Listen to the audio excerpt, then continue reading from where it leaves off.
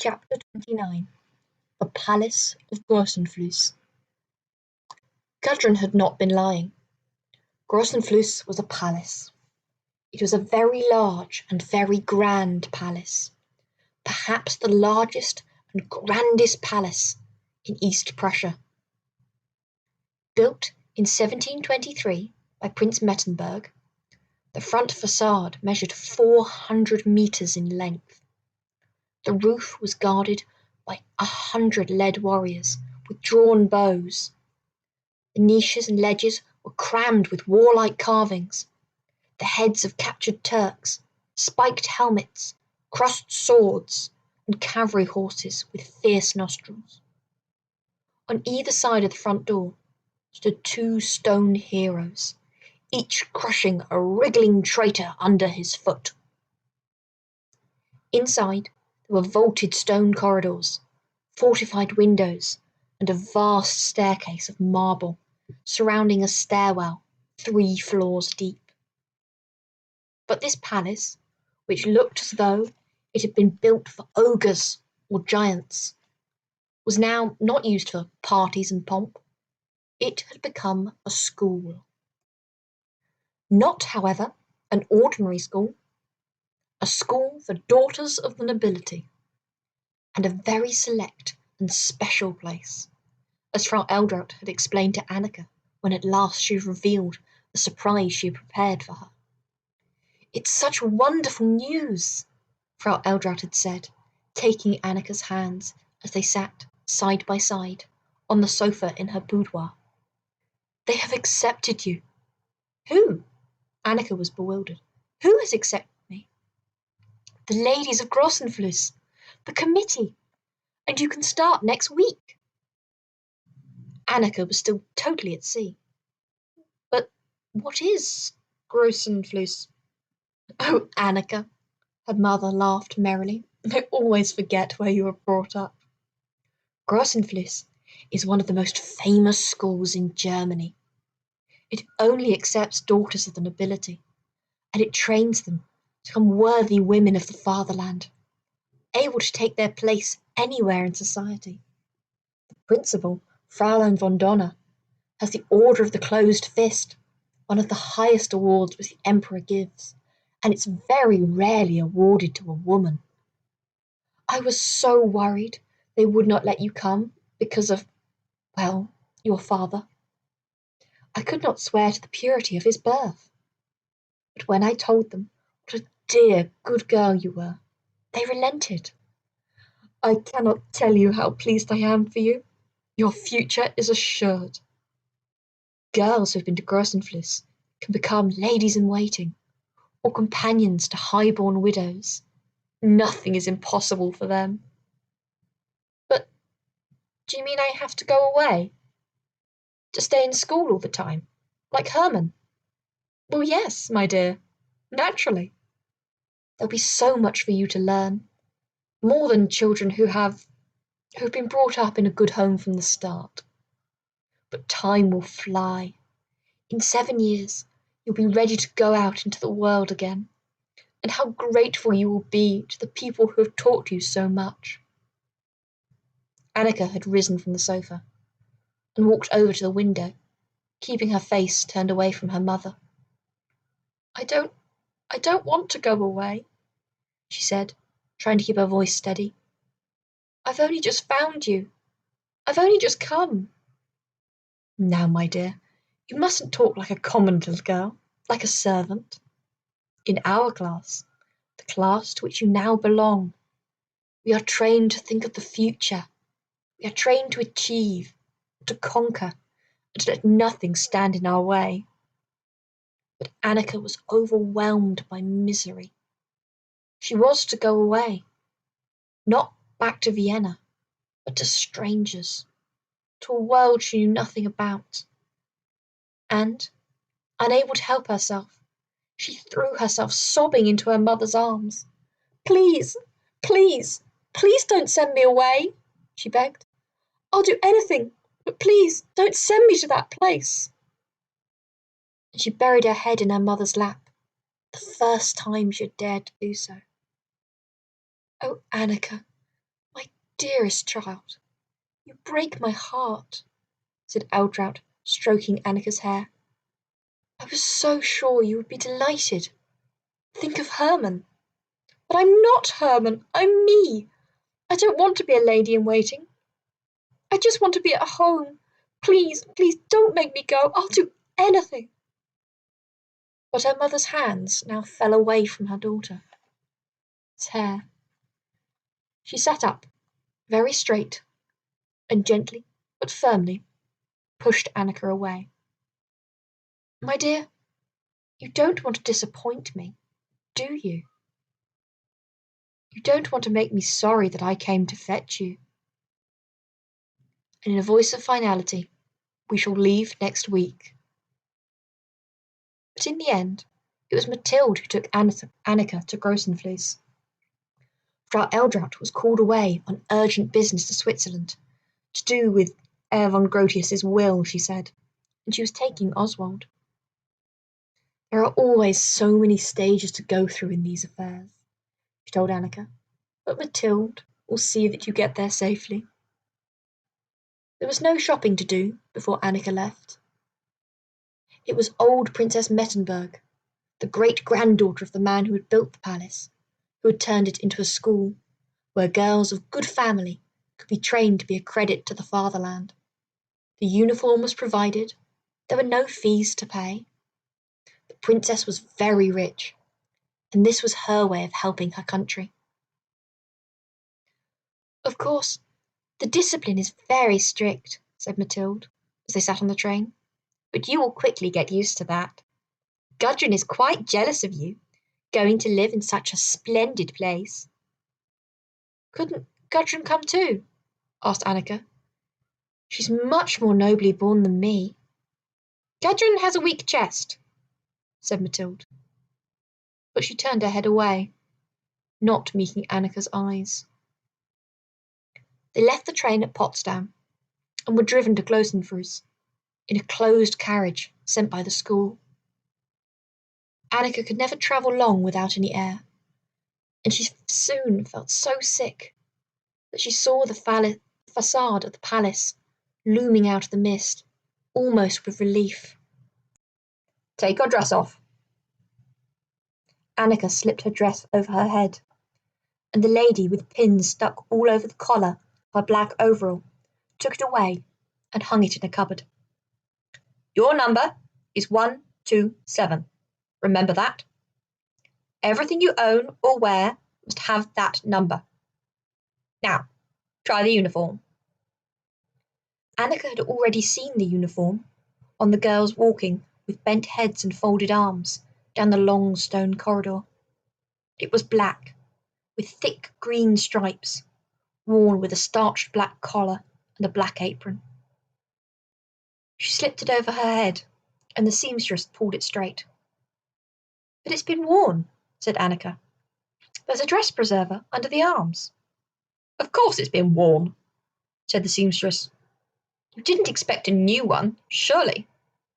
When you outgrow it, it will go to another girl. Thrift and discipline is our motto. Now, come here, let me do your hair." "I've just brushed it." "It can't stay like that. It's got to be pinned back." She took out a bundle of hairpins and began to jab them into Annika's hair and neck. "Stand still." Annika stood still. She felt at that moment as though she would never move again. "Now, these are your night clothes and your underwear. Everything you brought with you has to be handed in. Books, money, letters. You can keep your hairbrush and the Bible. And remember, you are number 127. Your number is the most important thing about you." There was a mirror against one wall of the room. Annika, turning to go, saw a kind of female convict, a girl in stripes, who had picked off a bullet from a warder if she tried to escape. Prisoner 127. A pale, dark-eyed girl called Olga von Seefeld was put in charge of Annika.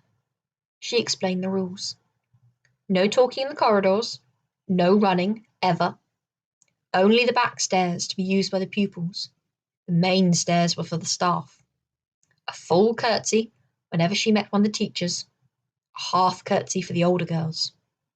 Can we write letters? Asked Annika. Would they let us have stamps? We're allowed one letter a month, but the teachers have to read them first. If we put anything in about being homesick, or the food being bad, or anything like that, it isn't sent, and we get punished. You can't write the first one till you've been here a month, and you can't get any letters till then either. It's so you settle down. Are you happy here? Annika plucked up the courage to ask the question. Olga's dark eyes rested for a moment on Annika's face. It's a privilege to be here and learn to be a credit to the fatherland, she said in a flat voice. She took Annika to join the line of girls waiting to go to supper. A bell shrilled, and they shuffled forward into a bare, vaulted room with green lanolin on the tables. In front of each girl was a plate of stew, mostly consisting of potatoes. But the girl standing opposite Annika was looking down at something different. A bowl of congealed rice, speckled with a few pieces of dried mushroom. That's Minna, Olga whispered. She didn't finish her food at lunch. She can't bear mushrooms. So she has to eat it now, for supper. If she doesn't eat it for supper, she gets it again at breakfast. That's the rule. Food mustn't be wasted. The bell shrilled again, and the girls said grace and sat down. As Annika swallowed her tasteless stew, she smiled at Minna. But Minna did not smile back. She had picked up her spoon, and 2 huge tears were rolling down her cheeks. Once, a girl had her breakfast served up for 2 whole days, Olga went on. She was sick over it at the end. They had to stop then. After supper, there were prayers in the hall. Then another bell, summoning them to their dormitories. In Annika's were 30 iron beds, each covered with a single grey blanket. There were no curtains between the beds, only bare lockers. A bell rang, and the girls filed in, wearing their regulation flannel nightdresses, and knelt down. Another bell, and they rose and got between the scratchy sheets. The light went out. It was the old Princess Mettenberg who had turned Grossenfluss into a school, but she no longer lived in the palace herself. Once a month, she came to inspect both the pupils and the staff. Once a fortnight, she sent some of her musicians to give concerts of patriotic music to the pupils. It was the headmistress, Fräulein von Donner, who ran the school. No one who met Fräulein von Donner was surprised that she was the only woman in Germany with the Order of the Closed Fist. She was a terrifying figure, with a moustache, grey hair pulled relentlessly into a bun, and rimless pince-nez on a metal chain. One of her hips had been displaced as a child, and she walked with the age of a stick. Thump, thump, thump. The thump of this stick along the stone passages was like the bell of the old plague bearers announcing another death. Annika was taken to see her on the second day. The headmistress was sitting at her desk. Behind her hovered her assistant, Mademoiselle Vincent, a thin, white-faced woman who moved like an eel, gliding along in a wave-like motion, her head thrust forward. You know our motto? Thrift and discipline? Yes, Fräulein von Donner. For you, it'll be necessary to be particularly careful in the view of your early life. Lapses in your case will be particularly serious. Yes, Fräulein von Donner.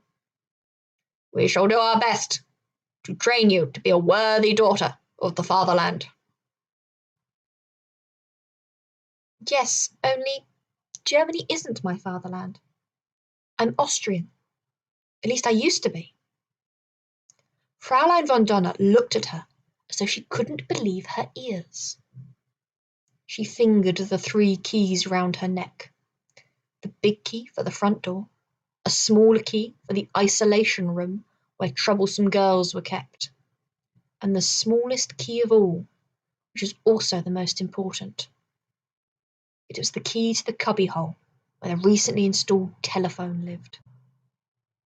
Then, "That is something I would advise you not to mention, or even to think," she said, and Annika was dismissed. For the first week, Annika still hoped. She hoped that her mother went well by her, and that something good could be made out of her new life. Perhaps there'd be one teacher who could make her subject interesting, one girl who would show her friendship. She set herself to work hard.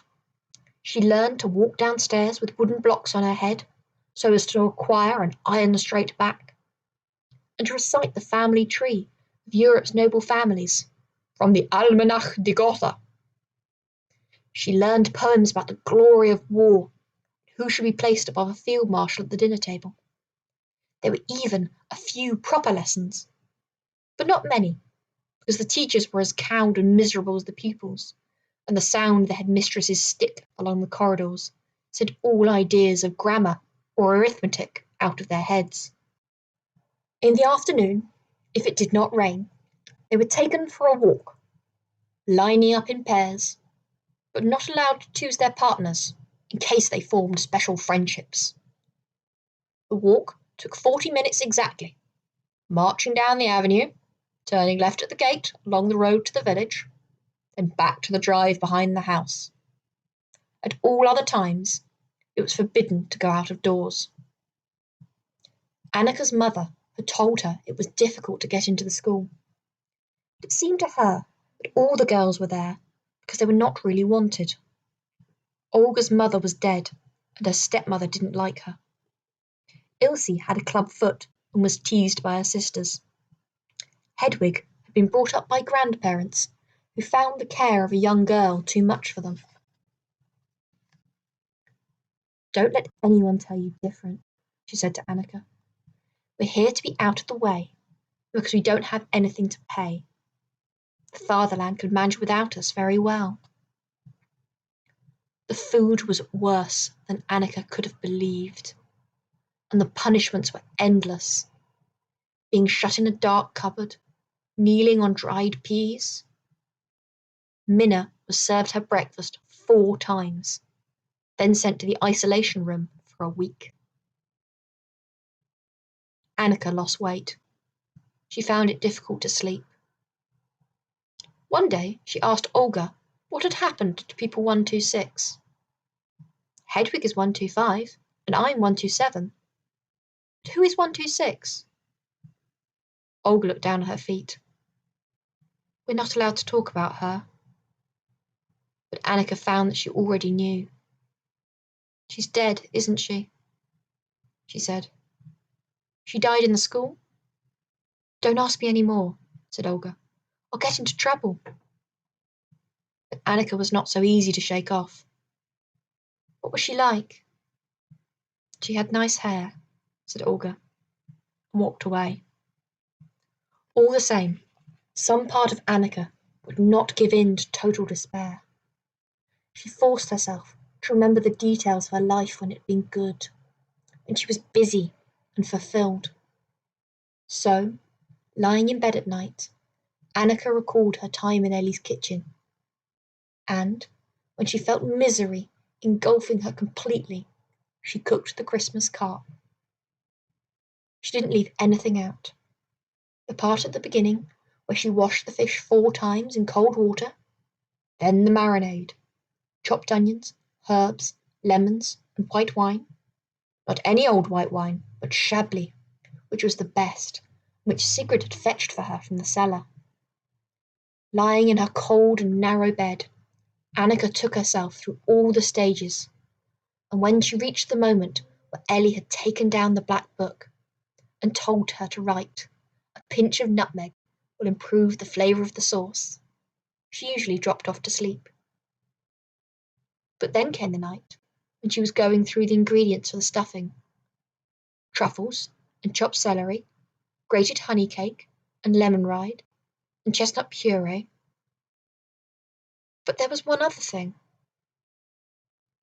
that was really important. Not chopped prunes. The lady in the paper shop had suggested chopped prunes. Annika hadn't used them. But it was something like prunes. Oh God, what was it? If she forgot that, if she forgot how to cook, everything was lost. She sat up in bed in the dormitory, where the girls snored and snuffled and whimpered in their sleep. But she could not remember. And at that moment, she was defeated, and she sank down into a dark place where nobody could reach her.